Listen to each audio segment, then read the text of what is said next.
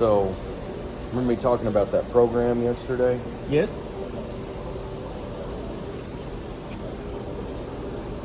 So when you get that program, so that's a standard pocket folder. You put the dimensions where you want the glue, then it spits out an indicator of all the tooling you will use on it. Then it has this that tells you basically Right, where and all those, that, that and then thing. you have the different clamp and stuff, so that'll tell you where they go, what bar and all that stuff, and it'll print that out. So they're supposed to be finding out to get that program to you guys, because Okay. basically the way it works is like whenever they do the pre-press, they'll basically take that, and they may have to convert it to like a CAD or something like that, I don't know, but they'll convert it, then they can drop that into this system, and then they can tell it where they want the glue, and then you tell the system how many components you have. So that's the original program. Go, okay, I've got 15 sets of 6 rollers, I've got this, Oh yeah. I've got this, We I've will got this. provide the So, inventory what we have. inventory of what the machine has, and then it'll tell you how to set it up. They'll give you that printout, and then you can walk back here and go, okay, I need to put on this bar, this position. And what it does, it kind of like what we are when we're going through, it gets you close, but then you just have to run a sheet through and fine tune it, but it'll get you close. But so they're looking at that to get it, because it's just basically what it is. Brett will email a link, and then you guys go to that link and then download that program, and then you guys can start using it. Perfect. That's great. In the beginning, not having a lot of experience, It will help a lot. It takes care of the thought process just a little bit, so it gets you kind of close, and then you can go back. Well, I don't like that. I want to move this here. Yeah, Yeah, that so makes that fine it tuning. helps you. It Yes, helps. for sure. Okay. Where did Magic? He was just here. He ran off. Okay, let's start. And I've already turned all the stuff on. I went through, checked the purge on all the glue, everything was good. And that's green, I believe. How long has it been on? I turned it on right when I walked through the door. It generally takes about 30 minutes to get. It'll take about 30 minutes to give you a green light. Now that doesn't mean your tank's completely liquid, so you can't just like take off and start running wide open on something. We're still solid in the middle, but where there's enough liquid in there that you can start processing. You get into that world, and plus our temps are turned way down, so it's going to take longer to turn it into a liquid. But that's what you're going to. In the morning, you'll get a green light, but you can't. Like if you were running the day before, running this thing, 20,000 an hour, laying down 12-inch screws, you're going to only be able to run so long before you pull that tank down. It's going to take probably about an hour for it to truly get full liquid. But you can start generally within 30 minutes. Sure. And for the liquid, for the cold glue. Turn it on and get it in the system. You're ready to rock and roll. Okay, we just to go over what we do. We connect the air. Yep. We make sure this one. Typically, when you come in, you hook this up. You hook the air back to it, which pressurizes the tank. You'll hear the tank pressurize. You Turn it on. open this valve, then open that valve right here. Yeah. And then that will let it go into the system. Then you go into your system here and go into your purges, and then you can make it purge. You can come here, make sure there's something under it, then you can purge that one. Once they've purged and you see they're flowing good, they're ready to run. Perfect. Then you just go back in to turn on the ones you want to use, and you're ready to rock and roll. Okay. This is way faster, way quicker. Than Then- waiting for then this. this. But we have to wait for it to heat up to let us To the give you a machine. signal and all that Yeah, stuff. but we've already dropped the temperature. One moment, let me just ask. Now, yesterday we've gone through the tools that we are gonna use for flipping that portion. Yep. And can we, before we start, we go over the tools that we have, what each one does. Okay. That way it will give us a idea. So this is your long plow. That's for doing large size foldovers. Okay. Then these are the swords that set under the plow to make sure it stays flat, so it folds over on Yep. the score itself. This These one, are flippers. they're flippers, so basically it catches the lead edge of the sheet, lifts it up, so it can flip the sheet back to flip it over. That's what those are. And you have this style that's just a straight flip back. Then you have this style that does the flip back. So you know the one where we've got the little piece that has to fold the opposite direction. So this grabs it, that hooks the other side, keeps it facing forward, pulls this one back and folds that one forward. So you'll see that when we get to it. So this is for your crash bottom. This is the crash Okay. bottom for that. This is what makes it go the opposite direction. Then you've got another, I found another narrow set of rollers. This is your single rollers because you'll have applications where you're going to need just to be able to get one roller in there. Then this is your stuff for small glue flaps, and you're restricted by this gap here. So that's as big as that glue flap can be and still travel through here and fold down. So on your entry, it can't be any bigger than this because it will run into this. Then these are your flippers. So if you have a job that has a glue flap here and then it skips and there's another glue flap and there may be something there. So this raises this down and flip the first one, raises up, goes over where there's not one and then flips back down and grabs the next one and it opens up out of the way. So this lets you do inline glue tabs. These can be tricky just because it's a programming, just like your glue. This is the same theory. I want to go down, I want to come back up, I want to go down, I want to come back. So it's similar to Which has the same window which had the heads for the glue. Yep. At the right side of it, it had the air.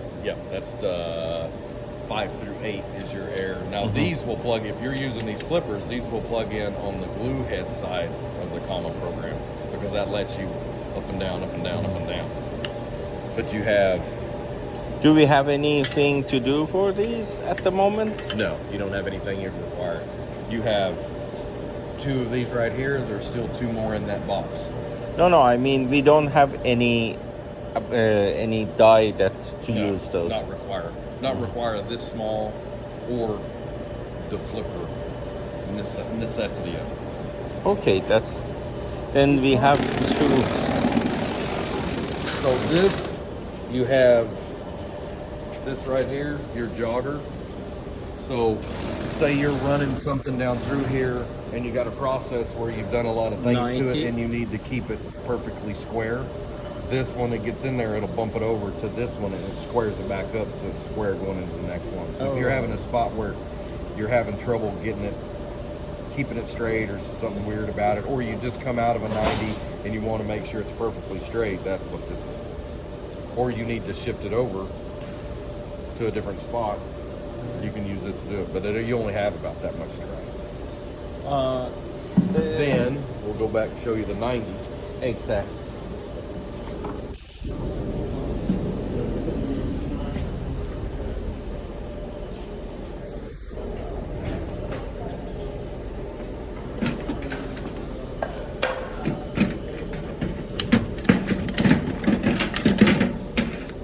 So this is your bump 90. So on this, there's a piston in here. So this goes down, it sets basically to the level of the roller. So when it actuates, it's on like that, it gets there, the sheet hits it, then it grabs the sheet, and then it holds that sheet. For the time. It holds that sheet, and that sheet rotates around and then hits this. And then that square, and then you have another one. This can go behind it to make sure you get absolutely perfectly square to wherever you need, and you can adjust that in and out to get the actual squareness you need. But you have 2 of these. So that means you could come in, do a 90, and then hit it again and do a 90, so you can actually completely reverse 180 rotation of it, so if you needed to go through backwards. And you've got And again, to the do it. control for the air, is that still gonna be controlled same as? Through the comma, it'll be on the lower side, it'll be on the air side, not necessarily the head side of that controller. It'll be 5 through 6 where you're using that, because it's literally a on and off. You don't have to do multiple. Okay. And then you have your This- buckle plate. That is your capacity fold system. So that's doing the folders that have, like, they fold over and they have a 1/2 inch, so they're thicker. instead of just doing a straight fold over, you've got the half-inch, quarter-inch, stuff like that, and that's what these spacers are here. When you set that up, you have these spacers. Like the envelope. And you have different Difference. thicknesses. So like you got a half-inch, you've got, you know, 1/8 inch, you've got quarter-inch. So you Just put for these the up. envelope? Pocket fold. Pocket folder. I mean, I guess you could do a capacity fold envelope too, but that's what these are for. And that system there, and the other part that's still in the box out there is that capacity fold system. We can do a blank if Sam just do the CAD cut. We can. may be able to do You can. It would be tricky. I've never set that system up. I've never had one of those systems. So it would be. There's going to be some learning going on there. And then you have your bucket. tipping plate, and that's for just like folding back pocket folders, envelopes, big section fold back, stuff like that. You've got 2 of these. You've got one here. There's another one in the box out there. You basically, because you have 2 folding sections, you have double the tooling of the standard tooling. So you have double buckle plate or double tipping plates. You have double the 90 rotators. You have double everything, and then you've got double long plows, double the short plows. So you've got twice what you need, plus a capacity fold component. Okay. So, in that being said, like I was talking the other day, if you have standards you're going to run because you have double sections, we might be able to set up your crash bottom here In the first section in and the just first let section, and then depending on how we can get our rollers down and stuff like that, then you might be able to, when you're not running a crash bottom and you run a straight line, you can take the component there for squaring stuff up, lift up your components that's going to plow or fold. If you still have enough roller contact to feed that through and keep it straight, you can take the straight one in that unit, square it back up, and then go into your straight line fold. So you may, this is just you're going to have to play with it, you may be able to put your crash bottom in this section, put your straight line in that section, which will save you a tons of tremendous time. amount of make ready. It's just change the feeder, get it down there, get your thing to square it into the right position, and go. So, and it's always set up for 2 things at that point. Now, if you have to come in and do something crazy, you got to strip it all off and start from scratch, but you'd go back to that. Having 2 sections gives you the ability to get creative and leave 2 different things set up, Yep. as long as you got the rollers to get it there. That's cool. That's actually a great idea to just divide the machine to the 2 sections. If you are gonna use the crash button, Lower same this as us. stuff down, lift those plows up, you run it. When you're ready to need a straight line, you know, lift Put- these up, drop those down, you're back into it. But like I say, it's all about having the rollers to get it through. Yep. That's A square and consistent. you've got double the rollers, so in theory you should be able to do that. That's cool. Okay. That's actually something we have to play around with it to figure out the best I honestly remedy. expect to come back at some point in time and you guys have to set up like that. Yeah. That would be what I would try. Sure. Okay. Now we should start flippers. Oh, sorry. You're good, you're good. So what we need to do here is we need to make sure both of these are set up the same way. And they're not. I can tell, see that gap between there? That flipper's only going to move that far.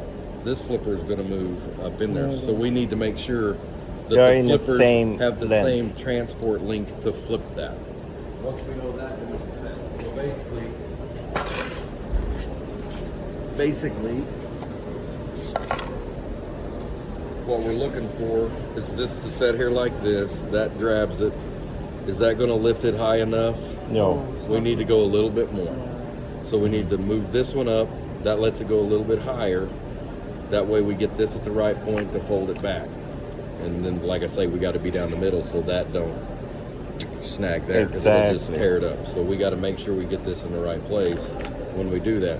So we're going to have to raise this up a little bit, get that to the right height. Then we want to match it with this. And all of that reflects how far down this is. how much room you have, and how low it goes back down. So I'm seeing us, we're just about right because you want that pretty close to the sheet. So you want to be just above it, and you want that paper to come in and actually catch the corner of that. So that's what you're looking for, is about right there. So we know this is going to be about maybe an 1/8 inch, 2 millimeters off the table, off the rollers. So that puts it the right height. So we're going to raise this up just a little bit so we get the right movement there. By Allen, we'll just loosen it up. Yep, and flip it just swivels. So the Allens are here.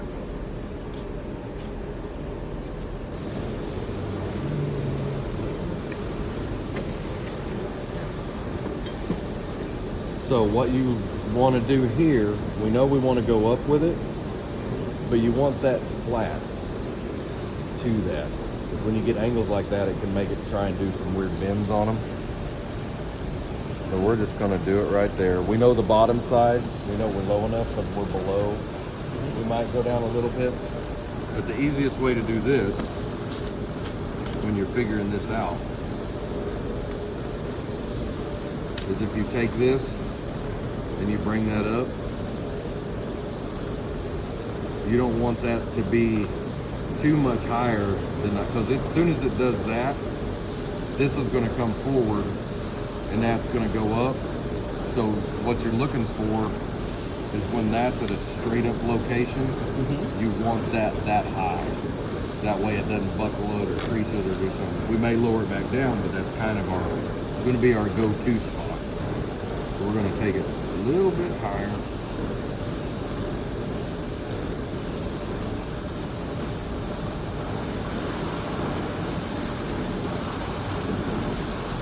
So that's the setting we want for that flip. It's not bending it, it's not buckling it, it's not trying to crush it, stuff like that. So we know from looking at this one, we're going to set that one pretty much the same way. Yeah. And it's almost... Yeah. You should check with this paper.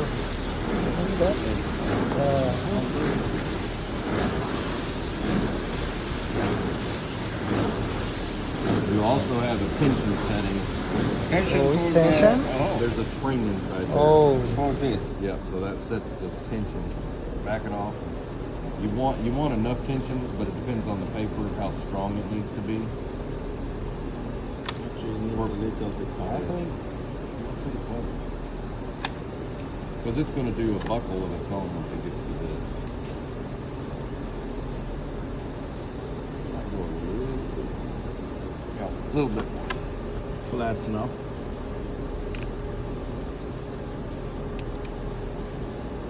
And I would just take it, just make it parallel. There you go. Try it again. Okay, there we go. So now you've set your heights on your flip. So now these can go into position to where we want them on the machine, and then we can adjust these up and down once we actually start running sheets through to get it to actually do the right function, not too high, not too low.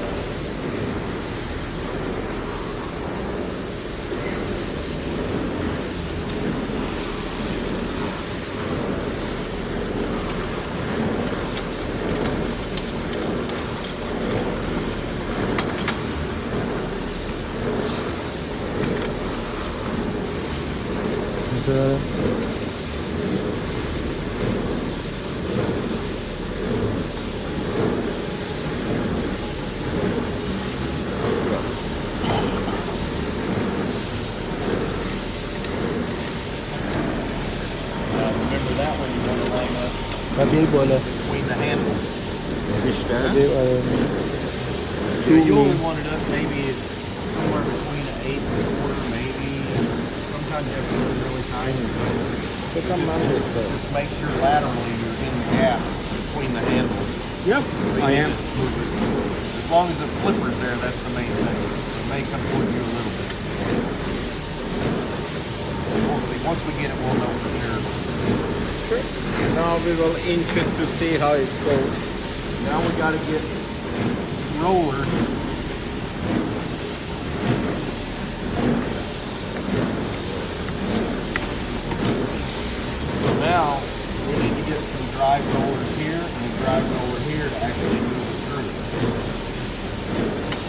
We don't need it big. We can be 3 or 3 or 6. Put a 6. 6, right? Yeah, probably.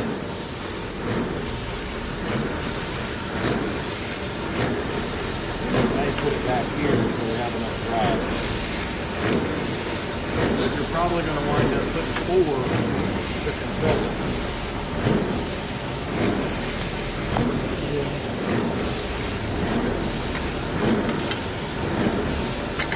So we're going to put another bar in.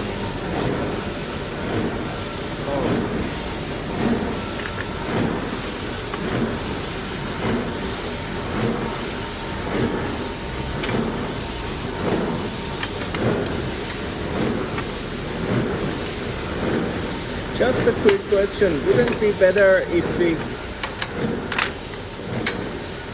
no. I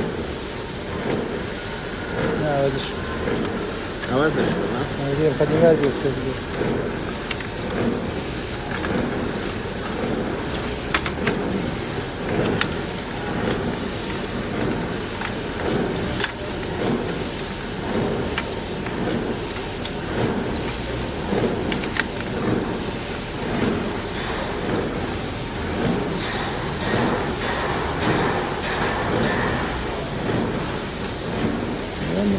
میگه که اونا رو بذاریم.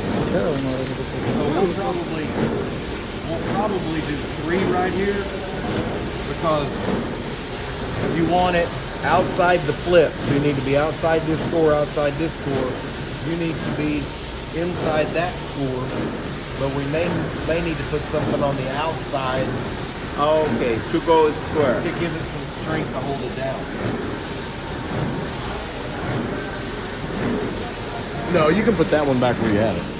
But we may want to put one like a 3 back here on the front side to hold that down and drive it, because with this being loose, it's going to want to pull that up with it and it'll start tearing it. So we'll probably put a 3 probably on the front side of this sitting right there. Give us some control. We should put near this edge, right? This one? Yes, that's correct. You're To on cover- that side because you don't want it to restrict that Yeah. folding back. Because if not, it'll just tear it. Exactly.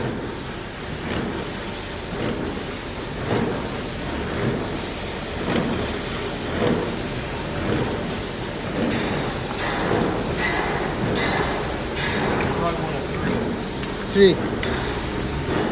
To put that what you're doing, if you put that 6 there like this one, when it goes to fold this back, that's just holding it flat. So you want to put 3 back here so it's holding the tail when it does flip it back. So you can probably get them, you can probably put your third one about right here, maybe. More likely here. Now, you might be able to put a 6 there if we can get it far enough back. Although I was Because we want to be behind the pig.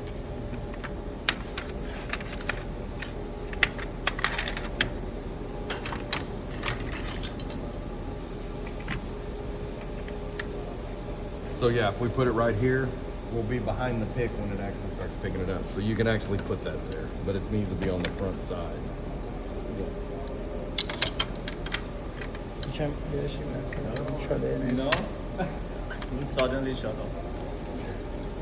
چی شد؟ خاموش دوبار میشه تا برق بوی سوختنی میاد. What's going on? مال اینه. بوی سوختنی. دوبار تا برقش پریده. بوی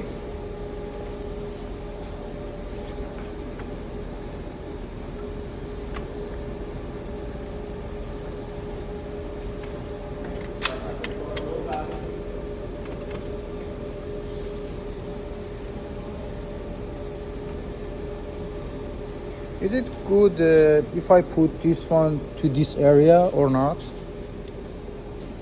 This situation good for this one. This area is not good. You can put it there. It's not going to hurt it. It's just kind of, you can try it and see. I'm going to try and run it kind of tight.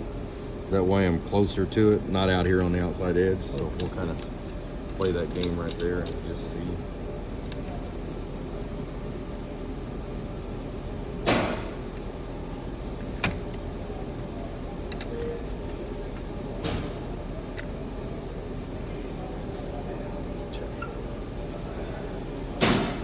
Now that we've got the drive rollers in there, Now we can kind of jog it and see if it's actually going to do what we want it to do.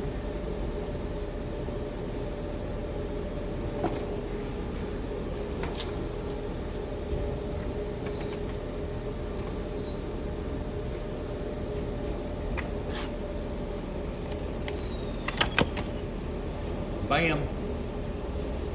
So now those folded back the way they are supposed to. Now we can put some drive out there. We'll have to move these because we ain't ready to do gluing yet. So those are going to move down. So now we have these. Now we need to set some drive wheels to hold these down. And that'll let us start setting up to do these. Okay. So that function worked, where all the rollers and everything are. So now we're to the point, now we need to set drive rollers in here Here to hold these and down, here. there and there. Then we start setting up for our next set of picks to come over and do what they need. This can all move down because we're going to be doing gluing down here, so we don't need this back here, so those can move. So That one typically, you can, because of how it's set up, you can just leave it in there and take And that take whole, the whole- take the whole clamp with it. Because you really don't want to be moving that height around a lot. And I think it's just up above it just enough. And then you can release that whole clamp and just take the whole thing.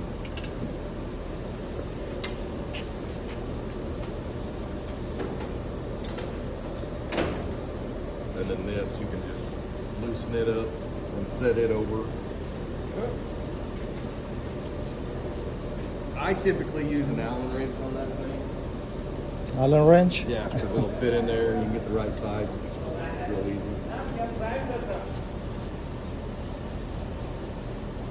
Allen داریم اینجا.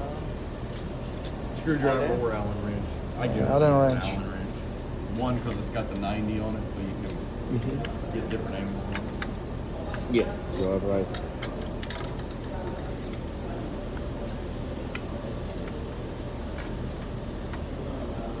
Again, you may want to take a Sharpie and mark the top side of that shaft so you know if it's too low or you're way high. Sharp your آره. pencil. And you'll Yeah. once you get into it and you kind of find out where you want your glue heads, you'll probably start marking them that way so you know that it's not too low or not too high. You'll still move them sometimes depending on the job, but at least you know this is kind of the norm. This is kind of where I want to be.